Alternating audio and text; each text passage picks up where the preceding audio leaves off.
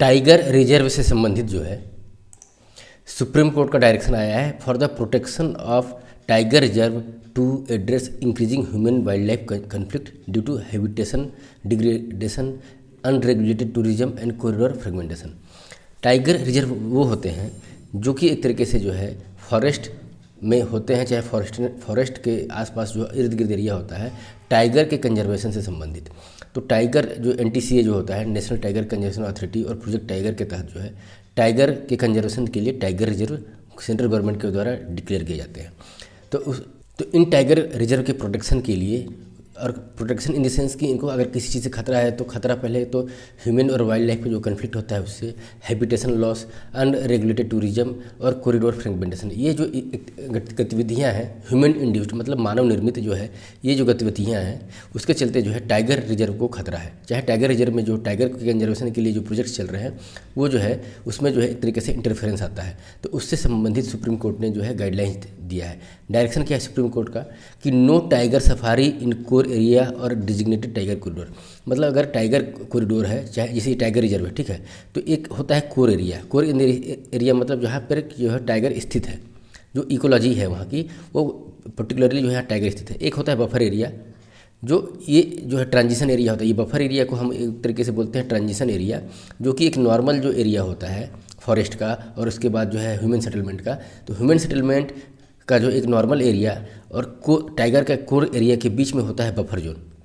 तो ये जो बफर जोन होता है उससे संबंधित, और core area of the tiger का जो एरिया है उसी से संबंधित जो है ये गाइडलाइंस आया है कि नो टाइगर सफारी इन कोर एरिया और डिजिग्नेटेड टाइगर कॉरिडोर। तो जो जंगल सफारी बोलते हैं, टाइगर सफारी बोलते हैं, वो परमिटेड नहीं है।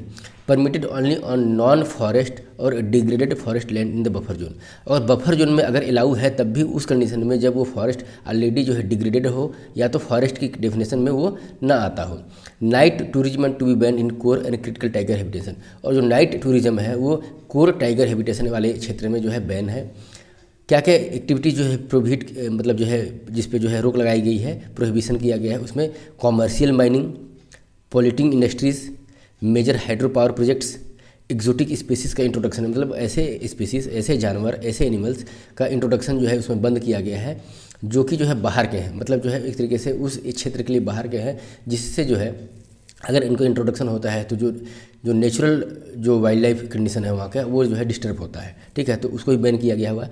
लो फ्लाइंग एयरक्राफ्ट और commercial firewood extraction ban in the buffer and fringe area. तो लो फ्लाइंग एयरक्राफ्ट जो है वो और कॉमर्शियल फायरवुड एक्सट्रैक्शन, अगर कॉमर्शियल पर्पज़ के लिए अगर फायरवुड एक्सट्रैक्शन किया जा रहा है तो वो सब एरिया, वो सब जो वर्क जो है वो कोर और कुछ बफर एरिया में जो है वो बैन कर दिया गया है। All reserve must notify eco sensitive zone. और जो सभी रिजर्व हैं उनको जो है इको सेंसिटिव जोन के रूप में जो है नोटिफाई किया जाएगा। इको सेंसिटिव जोन जो है उसका नोटिफिकेशन किस आधार पर किया जाता है, तो as per the 2018 ministry of environmental guidelines under the environmental protection act 1986। तो 1986 का इन्वायरमेंटल प्रोटेक्शन एक्ट है, उसके तहत जो है मिनिस्ट्री ऑफ इन्वायरमेंट जो है इको सेंसिटिव एरिया जो है वो डिक्लेयर करती है। स्टेट मस्ट प्रिपेयर और revise tiger conservation plan with in stipulated timelines. मतलब जो स्टेट गवर्नमेंट जो है वो टाइगर कंजर्वेशन से संबंधित जो प्लान है उसको जो है रिवाइज करे, प्रिपेयर करे निर्धारित समय के भीतर।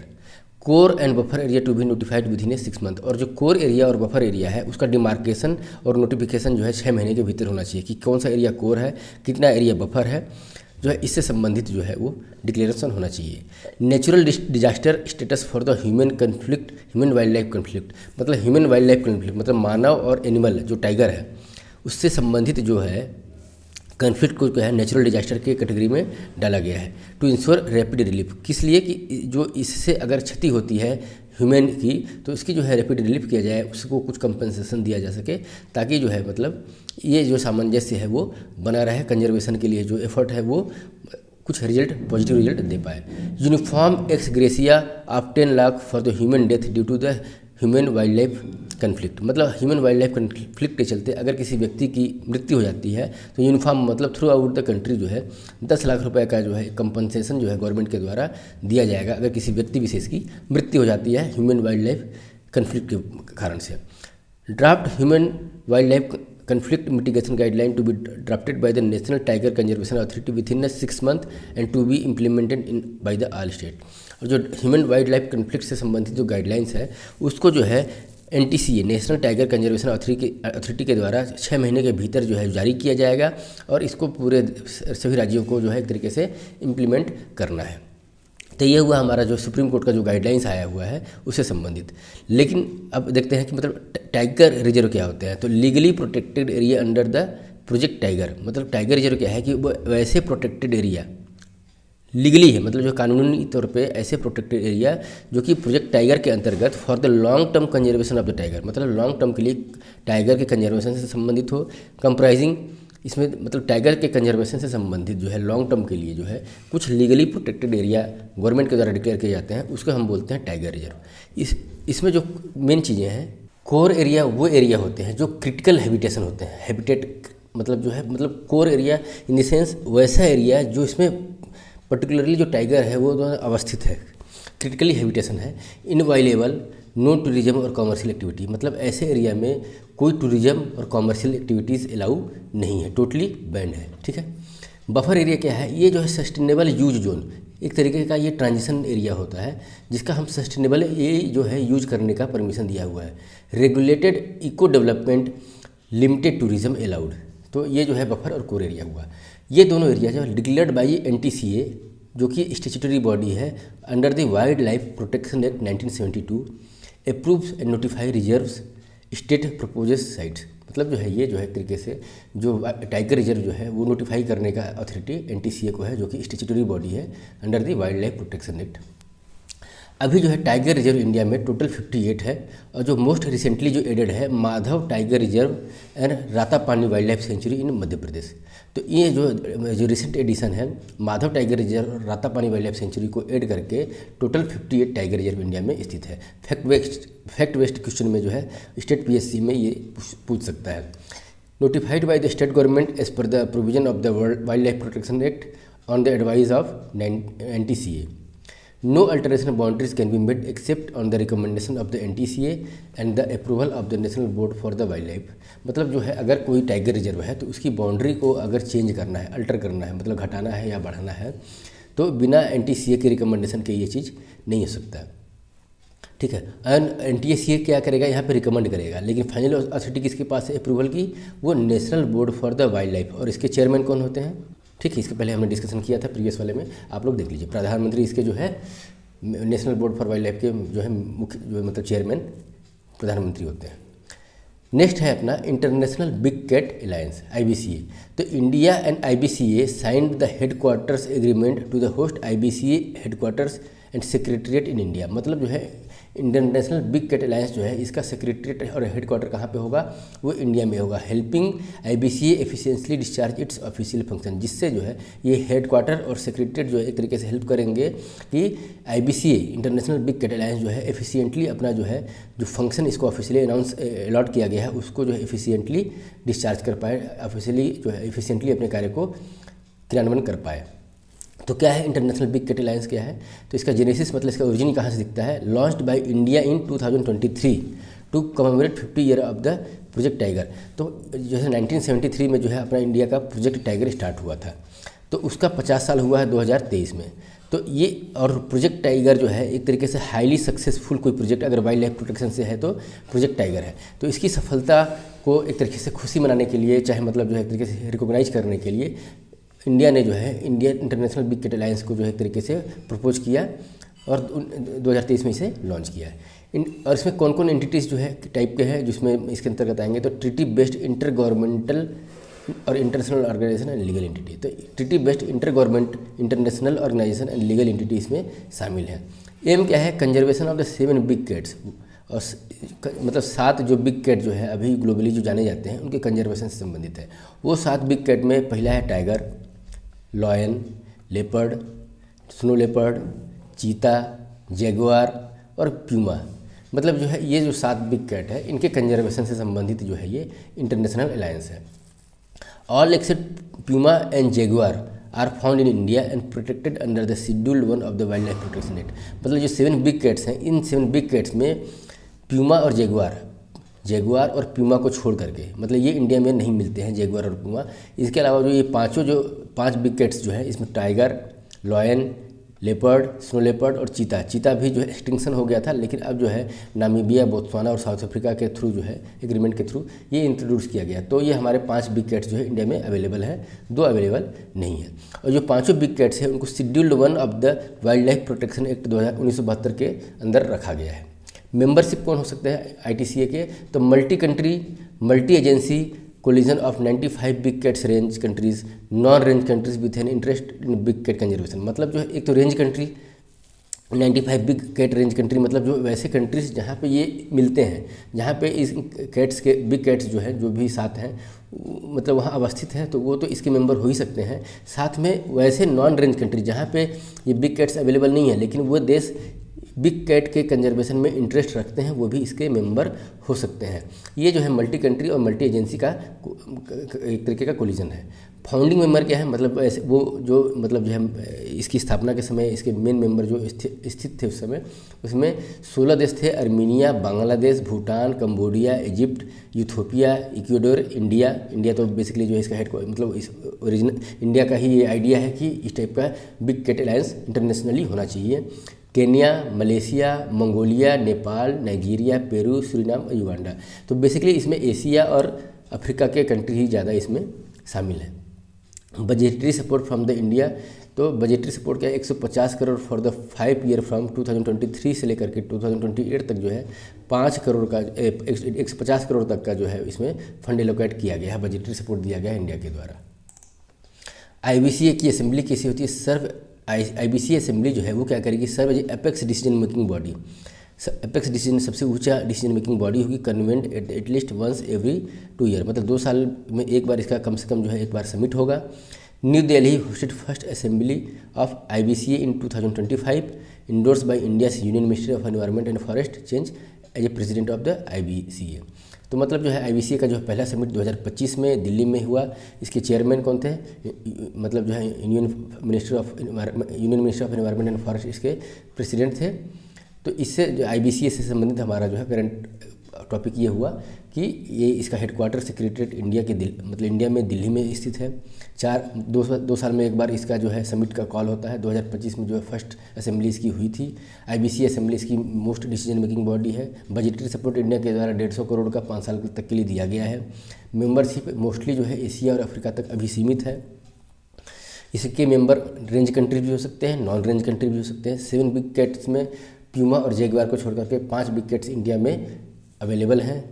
तो ये मतलब इससे संबंधित हुआ। और इसको लॉन्च कब किया गया था? 50 साल प्रोजेक्ट टाइगर के कंप्लीट होने के उपलक्ष्य में जो है इसको लॉन्च किया गया था। तो ये हुआ हमारा बिग कैट अलायंस से संबंधित डिस्कशन। नेक्स्ट हमारा status of small cats in tiger landscape of India report. Context क्या है? Report by the wild life institution of India and National Tiger Conservation Authority provides comprehensive assessments of small cats occupancy status। मतलब small cats के occupancy status और डायनामिज्म्स को लेकर के wild life institution of India और NTCA ने जो है एक कम्प्रहेंसिव रिपोर्ट तैयार किया है।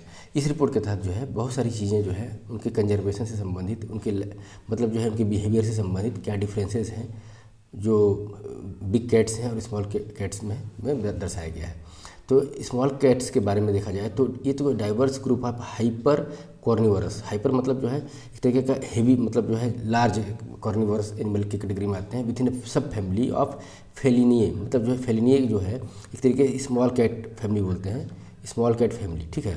और जैसे जो बिग कैट फैमिली है उसको पैंथेरा की कैटेगरी में रखा गया है। तो जो Fellini found across terrestrial biome, तो मतलब किसी भी तरीके के टेरेस्ट्रियल बायोम्स में जो है ये हाइपर कॉर्निवोरस जो कि स्मॉल कैट्स की कैटेगरी है में मिलते हैं। 10 small cats species found in India, मतलब इंडिया में 10 टाइप के स्मॉल कैट्स जो है मिलते हैं। उसमें Pallas cat, Eurasian lynx, jungle cat, fishing cat जो कि अबेंडेंट अवेलेबल है, leopard cat, rusty spotted cat, marbled cat, Asiatic golden cat, desert cat and Caracal.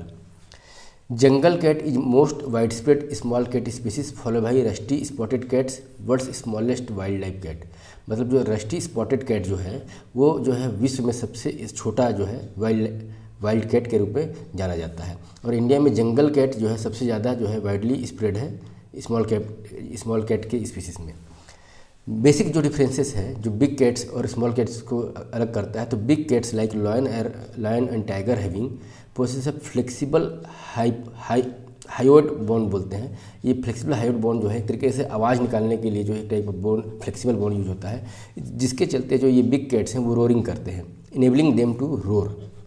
वहीं पर small cats having rigid hyoid bone जो बोलते हैं, रिजिड हायोइड बोन होता है which allow them to purr continuously, मतलब जो है कि म्यू साउंड जो आता है वो मतलब ये रिजिड हायोइड बॉन्ड की वजह से इनके आता है। तो जो डिफरेंस जो है ये बोन के स्ट्रक्चर में जो एक फ्लेक्सिबिलिटी है, जो बिग कैट्स के हायोइड बॉन्ड में फ्लेक्सिबिलिटी होती है, वहीं जो है स्मॉल कैट्स के हायोइड बॉन्ड में जो है रिजिडिटी होती है, जिसके चलते उनका जो है मतलब आवाज़ जो निकालने का जो है जो डिफरेंसेस है वो विजिबल हो जाता है। Major small cats in India, मतलब इंडिया में जो मेजर स्मॉल कैट्स हैं इसमें स्पीसीज एंड प्रोटेक्शन स्टेटस जो दिया हुआ है और डिटेल्स इसका दिया हुआ है। तो जो है एशियाटिक गोल्डन कैट वो जो है मतलब IUCN के स्टेटस में नियर थ्रेटेंड की कैटेगरी में रखा गया है और वाइल्ड लाइफ प्रोटेक्शन एक्ट 1972 के शेड्यूल्ड 1 में है। Asiatic golden cat near threatened. Habitation क्या है इसका कि endemic to Indo Myanmar eco realm, that is Assam, Sikkim, Meghalaya, Mizoram, Nagaland, Arunachal Pradesh and West Bengal, मतलब जो है इंडिया के नॉर्थ ईस्ट और वेस्ट बंगाल एरिया में ये अवस्थित है। कैरेक्टरिस्टिक क्या है इसका, टेरेस्ट्रियल और and solitary with occasional pairing, मतलब जो है सॉलिटरी होता है, कभी कभी जो है पेयरिंग में भी ये दिखते हैं, और टेरिटोरियल लोकेशन इनका होता है। टेरिटोरियल के मतलब ज़मीन पे, धरती पे, मतलब पहाड़ों पे ये दिख जाते हैं। ठीक है, तो ये हुआ एशियाटिक गोल्डन कैट। कैराकल जो है ये covered under the species recovery programme, जो है लिस्ट कंसर्न की कैटेगरी में आते हैं ये। ठीक है, IUCN की लिस्ट वाली कैटेगरी में ये लिस्ट कंसर्न है। वाइल्ड लाइफ प्रोटेक्शन एक्ट के तहत शेड्यूल 1 में आते हैं। हैबिटेट क्या है इनका, एरिड और सेमी एरिड रीजन। तो जब एरिड और सेमी एरिड रीजन की बात आती है तो राजस्थान, गुजरात और मध्य प्रदेश के क्षेत्रों में ये मिल जाते हैं। कैरेक्टरिस्टिक्स क्या है कि आल्सो कॉल्ड सिया घोष, black tufted ear, solitary and terrestrial animal, nocturnal होते हैं, रात में जो है भ्रमण करने वाले होते हैं, और टेरिटोरियल एनिमल ये कहलाते हैं। और अकेले रहना पसंद करते हैं, सॉलिटरी इन द सेंस अकेले रहना पसंद करते हैं।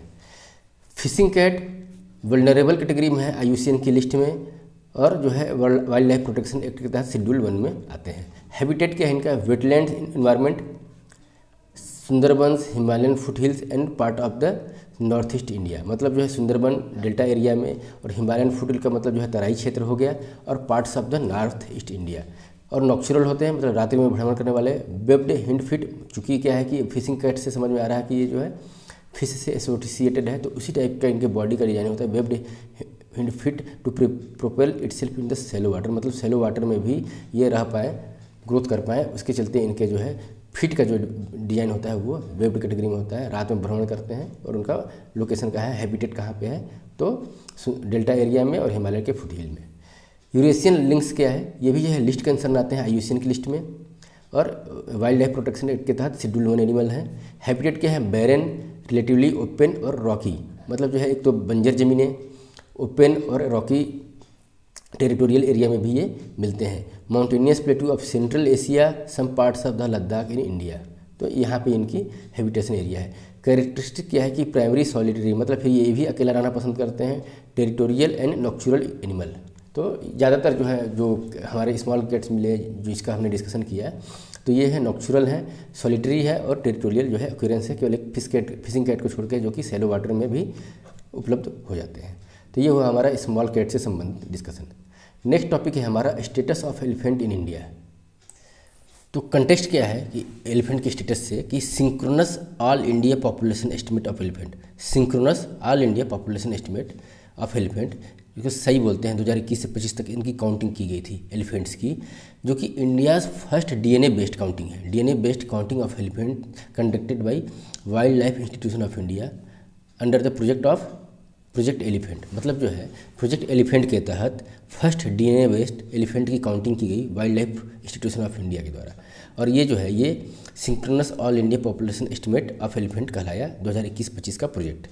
तो इस एस्टिमेट में हमने क्या फाइंड आउट किया, तो इसमें ये दिखाता है कि इंडिया हार्बर 60%, मतलब 60% के आसपास जो है the global total Asian elephant wild population जो है वो इंडिया में है। मतलब जो है एशियन एलिफेंट का जो वाइल्ड पॉपुलेशन है उसका 60% कहाँ पे है, इंडिया में है, जो कि 22,000 से ज़्यादा का मतलब जो है एस्टिमेट शो करता है। और ये जो एलिफेंट्स हैं वो इंडिया के found mainly in 4 forest hill region area. जो फॉरेस्टेड हिल रीजन है 4 भागों में बांटा गया है इंडिया के, जिसमें Himalayan foot hills, north eastern states, eastern central India और वेस्टर्न और ईस्टर्न घाट। मतलब ये western eastern ghat, eastern central India, north eastern state और हिमालयन फुट हिल में जो है मतलब जो है इनको मतलब जो है एक तरीके से इनके क्षेत्र को बांट करके काउंटिंग किया गया with small feral population of in Andaman and island. मतलब कुछ अंडमान आइसलैंड में भी मिलते हैं, लेकिन बेसिकली जो है इंडिया के 4 पाके हिमालय क्षेत्र में, नॉर्थ ईस्ट क्षेत्र में, उसके बाद जो है ईस्ट और ईस्ट सेंट्रल क्षेत्र में, और उसके बाद जो है ये ईस्टर्न और वेस्टर्न घाट जो होता है हमारा इंडिया का, इस क्षेत्र में जो है इनकी काउंटिंग की गई।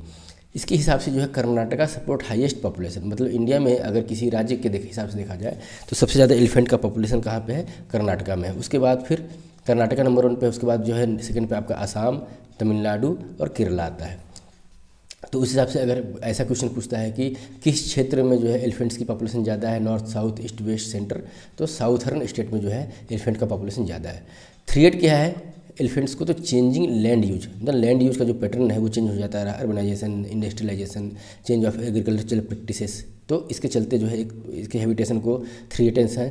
हैबिटेट श्रिंकेज एंड फ्रेगमेंटेशन, मतलब जो है इनका हैबिटेट जो है वो श्रिंक होता जा रहा है, फ्रेगमेंट होता जा रहा है। ह्यूमन एलिफेंट कन्फ्लिक्ट और linear infrastructure and fatalities via electrolocation and collision, मतलब जो है ट्रेन वगैरह से इनका कोलिजन हो जाता है, चाहे बिजली वगैरह का जो तार वगैरह कुछ हाई टेंशन वायर वगैरह के चलते जो है इनको जो क्षति पहुंचती है, ट्रेन से कोलिजन होने के चलते जो क्षति पहुंचती है, ये भी एक मेजर जो है थ्रेट इनको है। अब जो की डिफरेंस जो है मतलब जो एशियाटिक एलिफेंट्स और जो है मतलब एशियाटिक एलिफेंट्स और अफ्रीकन एलिफेंट्स में की डिफरेंसेस यहाँ पे हम देखेंगे, और साथ एशियाटिक एलिफेंट के बारे में कुछ जो डिटेल्स इसमें दिया हुआ है। तो कैरेक्टरिस्टिक क्या है एशियन एलिफेंट्स का? Largest land mammals on Asian continent, मतलब एशियन कंटिनेंट में सबसे बड़ा जो है ममल जो है यही एशियन लायन ही है। 3 सब स्पीसीज है इसके, एक तो इंडियन सुमात्रा जो कि इंडोनेशिया में है, और श्रीलंकन, मतलब 3 सब कैटेगरी है एशियन एलिफेंट्स की, एक तो इंडियन एलिफेंट्स, सुमात्रन एलिफेंट्स और श्रीलंकन एलिफेंट्स। इनको बोला जाता है जो एशियन एलिफेंट्स है उसको हाईली इंटेलिजेंट एनिमल की कैटेगरी में दिया गया है with strong family bonds and sophisticated forms of the communication.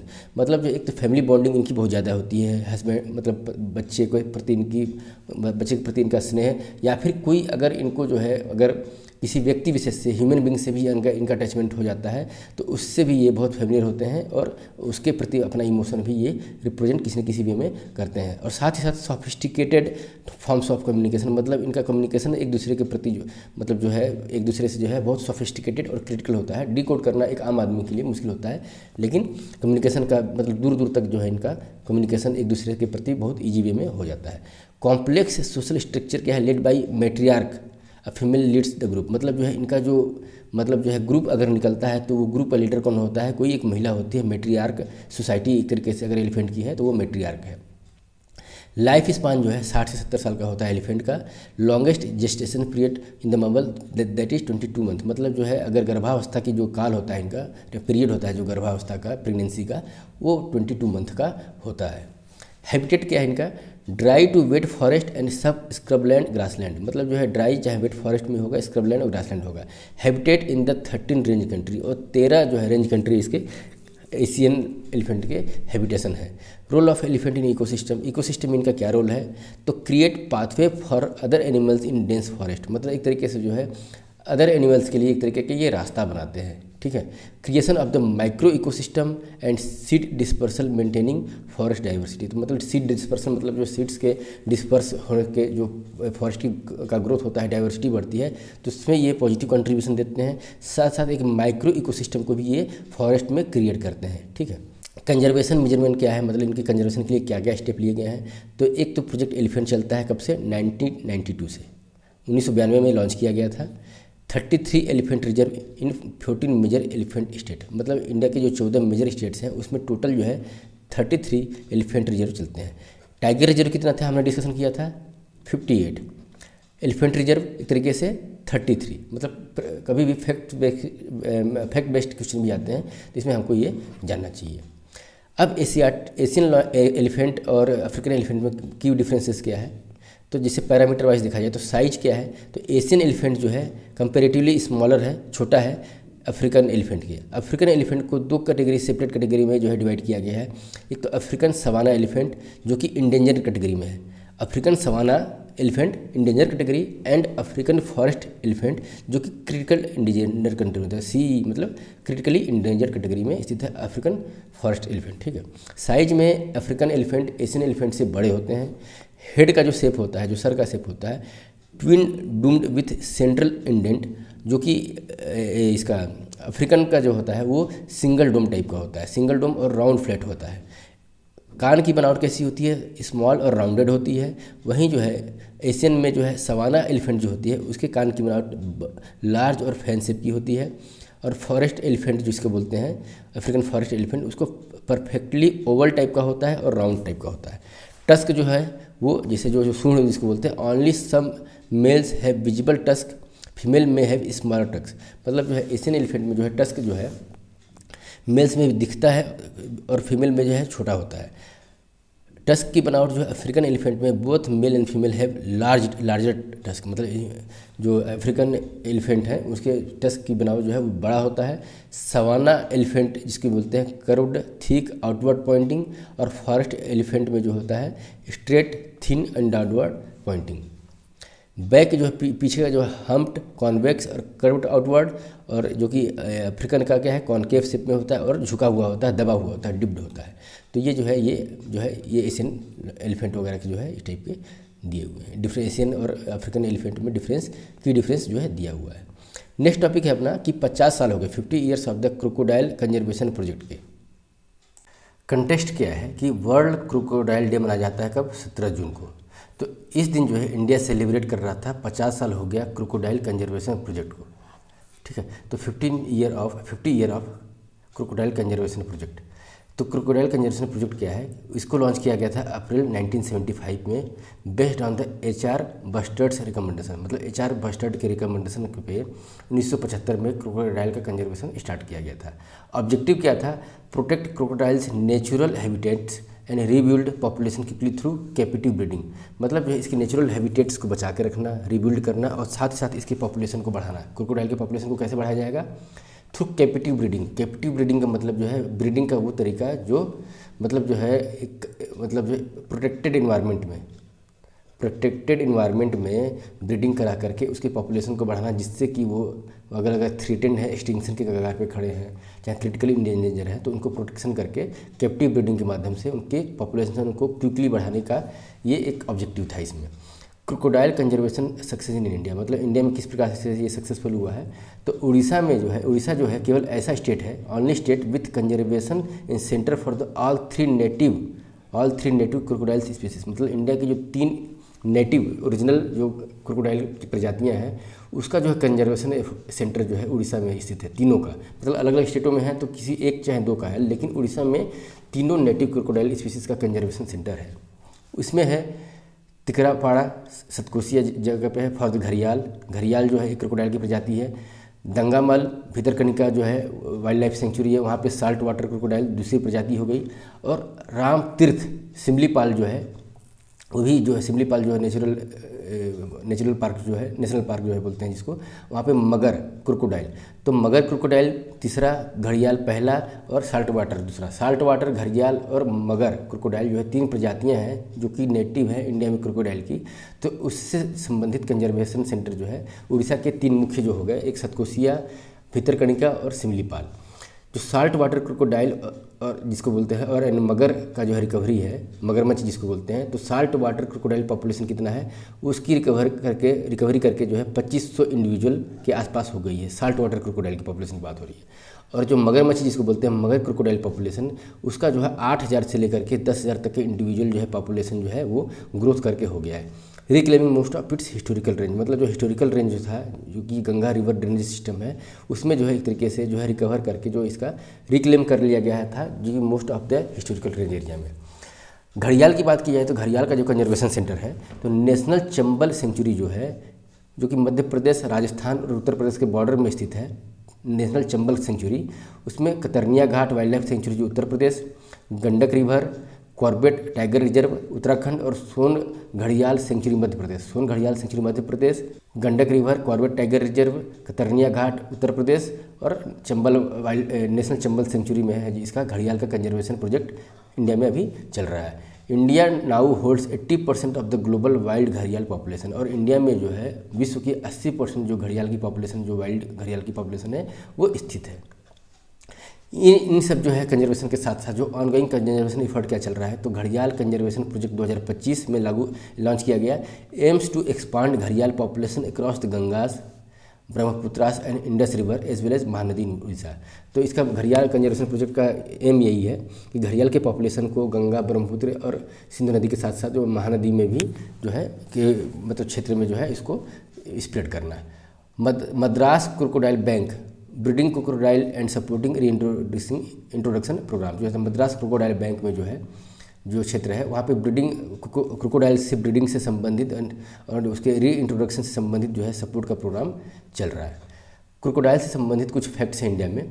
जो साल्ट वाटर क्रोकोडाइल का ये फिगर है, तो साल्ट वाटर क्रोकोडाइल जो है वो लिस्ट कंसर्न है, मतलब जो इसकी पॉपुलेशन इस स्टेज में आ गया है कि अब उतना वल्नरेबिलिटी जो है इसकी नहीं है। तो IUCN के रेड लिस्ट वाले में लिस्ट कंसर्न साइट्स के अपेंडिक्स में 1 है और वाइल्ड लाइफ प्रोटेक्शन एक्ट के तहत शेड्यूल्ड 1 एनिमल है। वहीं बात की जाए अगर मगर क्रोकोडाइल की, तो मगर क्रोकोडाइल का ये फिगर है, ये जो है वल्नरेबल कैटेगरी में है। साइट्स के लिस्ट में appendix 1 scheduled 1 wild life protection act. घड़ियाल जो है वो क्रिटिकल इंडेंजर के साथ साथ साइट्स के अपेंडिक्स 1 में और वाइल्ड लाइफ प्रोटेक्शन एक्ट के तहत शेड्यूल्ड 1 में। कैरेक्टरिस्टिक्स क्या है कि जो क्रोकोडाइल होते हैं नॉक्चुरल एनिमल होते हैं, मतलब रात में जो है ये ज़्यादातर जो है दिखते हैं, और जो है पाइक्लोथेर्मिक का मतलब regulate their body temperature only to a limited degree, मतलब अपने टेम्परेचर बॉडी के टेम्परेचर को जो है एक लिमिटेड रेंज में ही रख पाते हैं। ज़्यादा फ्लक्चुएशन होने से इनके लिए टेम्परेचर मेंटेन करना खतरा होता है, इसलिए जो है एक तरीके से एक लिमिटेड नीश एरिया है इनका, लिमिटेड हैबिटेशन है, लिमिटेड मतलब जो है टेम्परेचर रेंज में ये मिलते हैं। डाइवर्सिटी क्या है, 13 different crocodile species, 3 native species found India, मतलब 13 जो है डिफरेंट क्रोकोडाइल की स्पीसीज है, इसमें से 3 जो है स्पीसीज इंडिया में पाए जाते हैं। उसमें साल्ट क्रोकोडाइल जो है साल्ट वाटर क्रोकोडाइल सबसे ज़्यादा है, largest crocodile and earth largest living vertebrate class reptiles, मतलब एक तो जो है क्रोकोडाइल्स है वो रेप्टाइल्स की कैटेगरी में आते हैं। और वर्टिब्रेट क्या मतलब क्या होता है, जिनके रीढ़ की हड्डियाँ होती हैं ये, उनको हम क्या बोलते हैं, वर्टिब्रेट्स बोलते हैं। तो ये जो साल्ट वाटर क्रोकोडाइल है वो लार्जेस्ट जो है इस टाइप की कैटेगरी का क्रोकोडाइल है। Strongest bite force of any living animals, और जो बाइट फोर्स होता है वो सबसे मजबूत होता है जितने भी लिविंग एनिमल हैं उनमें सबसे ज़्यादा इन्हीं का होता है। मगर की बात की जाए तो नोन टू यूज टूल्स जैसे कि balance stick on their heads to lure birds for nesting and material, मतलब जो है एक तरीके से जो है ये जो है अपने मतलब माउथ का जो मतलब जो है एक तरीके का ये वाला जो पॉइंट होता है जो सबसे मतलब जो फर्स्ट पॉइंट जो होता है माउथ का, उसमें हेड टू मतलब उसमें जो है कुछ स्टिक टाइप बैलेंस स्टिक करते हैं, जिससे जो है एक तरीके से बर्ड्स वगैरह लालच में कि यहाँ पे कुछ नेस्ट वगैरह है आके बैठे, तो मतलब उस टाइप का जो है एक तरीके से अट्रैक्शन करते हैं ये बर्ड्स वगैरह को। Only Indian species that digs burrows on land to escape extreme temperature, चूँकि इनका टेम्परेचर रेंज बहुत कम होता है, तो ये क्या है कि ज़मीन के अंदर गड्ढा खोद करके भी जो है एक्सट्रीम टेम्परेचर से बचने की कोशिश करके मतलब कोशिश करते हैं, उसमें रहने की कोशिश करते हैं। घड़ियाल की बात की जाए तो adult male have bulb like structure on snout, bulb like structure होता है इनके स्नॉट्स पे, घड़ियाल पे ये जो है ठीक है बल्ब लाइक स्ट्रक्चर होता है। Tip called ghara act as a resonator to produce loud buzzing noise and blow bubbles to attract females, मतलब ये जो है इस ये जो बल्ब जिसको बोलते हैं इसको जो है घारा बोला जाता है, और ये एक रिजोनेटर का कार्य करता है, लार्ज बजिंग साउंड क्रिएट करता है जिससे बबल्स टाइप का जो है ब्लो क्रिएट होता है, जिससे कि फीमेल घड़ियाल जो है अट्रैक्ट होती है। फिश को कैच करने में एक्सपर्ट होते हैं। Thinnest and most elongated snout among crocodile, और इनका जो स्नाउट है मतलब इसको जो स्नाउट बोलते हैं, इनका जो है सबसे जो है पतला होता है, जितने भी क्रोकोडाइल की प्रजातियां हैं उसमें सबसे थिनेस्ट मतलब सबसे पतला होता है और सबसे ज़्यादा इलोंगेटेड होता है। ऑनली विजुअल सेक्सुअली डायमॉर्फिक क्रोकोडाइलिज्म, मतलब इसका मतलब ये हुआ कि जैसे मेल और फीमेल का जो सेक्सुअल ओरिएंटेशन होता है, चाहे बॉडी का ग्रोथ होता है, वो थोड़ा सा अपोजिट टाइप का होता है, डिफरेंस बहुत ज़्यादा एक्सट्रीम डिफरेंस होता है। मतलब अगर यहाँ पे फीमेल क्रोकोडाइल कंपेरेटिवली जो है बहुत स्मॉल होती है और मेल क्रोकोडाइल जो है कंपेरेटिवली जो है वो लार्ज दिखते हैं, तो इस टाइप की जो है मतलब जो एक्टिविटी इनके में दिखती है। हैबिटेशन क्या है? साल्ट वाटर क्रोकोडाइल का हैबिटेशन क्या है कि brackish water, salt water in the sense brackish water. Brackish water वो वाटर होते हैं जो फ्रेश वाटर और साल्टी वाटर के बीच का जो है उनका जो है पीएच वैल्यू वगैरह जिसको बोला जाए, साल्टीनेस जिसको बोला जाए, तो वो ब्रेकिस वाटर होते हैं। तो साल्ट क्रोकोडाइल ब्रेकिस वाटर में मिलते हैं। Mangroves, swamps, estuaries and coastal waterland. तो ब्रेकिस वाटर का जो है एक्चुअल में लोकेशन यही होता है जहाँ फ्रेश वाटर नदी का और सी का जो है साल्टी वाटर मिलता है, तो वहाँ ब्रेकिस वाटर मिलता है। तो इनका जनरली हैबिटेशन क्या होता है? ये ब्रेकिस वाटर होता है। Bhitarkanika in Orissa, largest share Andaman and Nicobar island and Sundarban जो है ये सबसे ज़्यादा जो है इनके हैबिटेशन के लिए मिलता है साल्ट वाटर क्रोकोडाइल के लिए। मगर जो है वो फ्रेश वाटर हैबिटेशन है इसका, like lakes, reverse, slow moving streams. और घड़ियाल जो है वो deep, clear and fast flowing fresh water reverse with high sand banks for the nesting. तो इसका जो है हैबिटेट कहाँ पे है? नेपाल में के बॉर्डर के पास, राप्ती और नारायणी नदी के पास। इंडिया में गंगा की जो ट्रिब्यूटरीज है जैसे गिरवा, सोन, रामगंगा, गंडक, चंबल और महानदी जो है, महानदी तो हर गंगा की ट्रिब्यूटरी नहीं है, तो महानदी ये सब जो है इसके घड़ियाल के मुख्य हैबिटेशन पॉइंट है, हैबिटेशन सेंटर एक तरीके से। तो ये हुआ हमारा क्रोकोडाइल से संबंधित जो है न्यूज। नेक्स्ट है हमारा रिवर डॉल्फिन। तो डॉल्फिन के संबंध में जो हमारा जो ये न्यूज है इसका कंटेक्स्ट क्या है कि ministry of environment and forest climate change and wild life institution of India ने रिलीज किया है population status of the river dolphin in India 2024। मतलब 2024 के रिवर डॉल्फिन का पॉपुलेशन जो है रिलीज किया गया है वाइल्ड लाइफ इंस्टीट्यूशन द्वारा और ministry of environment and forest के द्वारा। It is India's first comprehensive river dolphin population estimate. और ये इंडिया का पहला जो है कम्प्रहेंसिव जो है रिवर डॉल्फिन पॉपुलेशन एस्टिमेट है। और इसके अकॉर्डिंगली जो है कि इंडियाज़ रिवर डॉल्फिन पॉपुलेशन जो है 6327 जो है गंगेटिक रिवर डॉल्फिन है, जिसमें जो है 6324 गंगेटिक डॉल्फिन और इंडस रिवर डॉल्फिन जो है ओनली 3 है। तो इन दोनों को मिलाकर के टोटल जो है हमारा 6327 जो है रिवर डॉल्फिन की काउंटिंग हो गई है। डिस्ट्रीब्यूशन कहाँ पे है डॉल्फिन का? तो मेनली जो है गंगा, ब्रह्मपुत्र और इंडस रिवर वैली के बेसिन में ये पाए जाते हैं। गंगा, ब्रह्मपुत्र और इंडस रिवर बेसिन में पाए जाते हैं। Uttar Pradesh having the highest dolphin population followed by Bihar and West Bengal. मतलब डॉल्फिन की जनसंख्या सबसे ज़्यादा कहाँ पे है? उत्तर प्रदेश में है, उसके बाद बिहार में, फिर वेस्ट बंगाल में। और इनको क्या है, डॉल्फिन को क्या बोलते हैं? अम्ब्रेला स्पीसीज बोलते हैं। Dolphin conservation has direct impact on their habitat and biodiversity. मतलब जो अम्ब्रेला स्पीसीज इसलिए बोलते हैं कि केवल डॉल्फिन के कंजर्वेशन से जो है डायरेक्ट इम्पैक्ट पड़ता है मतलब एक तो डॉल्फिन के हैबिटेशन पे और साथ साथ जो है बायोडाइवर्सिटी पे भी। तो ये दिया हुआ रिवर डॉल्फिन के बारे में कुछ जो है मतलब कैरेक्टरिस्टिक्स क्या होते हैं और क्या फंक्शन और किस तरीके से जो है इनके बारे में डिटेल्स। तो जो गंगेटिक डॉल्फिन है वो अगर देखा जाए तो wild life protection act schedule 1 के तहत आता है। इंडेंजर कैटेगरी है IUCN की स्टेटस में, साइट्स में अपेंडिक्स 1 की कैटेगरी में आते हैं। और गंगा और इंडस रिवर डॉल्फिन जो है are 2 distinct species based on the genetics and morphological data. तो मोर्फोलॉजिकल डाटा जो अंदर की बनावट है और जेनेटिक्स वगैरह जो है उसके आधार पे जो है गंगा की डॉल्फिन और इंडस नदी की डॉल्फिन में डिफरेंसेस है। फंक्शनलिटी क्या है? Blind and rely on the echo location to navigate and hunt. मतलब जो है एक तरीके से फंक्शनली जो है ये अंधे होते हैं, ठीक है।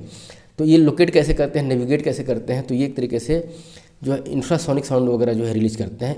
इको लोकेशन के थ्रू जो है ये पता करते हैं, मतलब जो है अपने जो प्रे हैं, मतलब जिसको हंट करना है, चाहे एक दूसरे से कम्युनिकेशन वगैरह के लिए।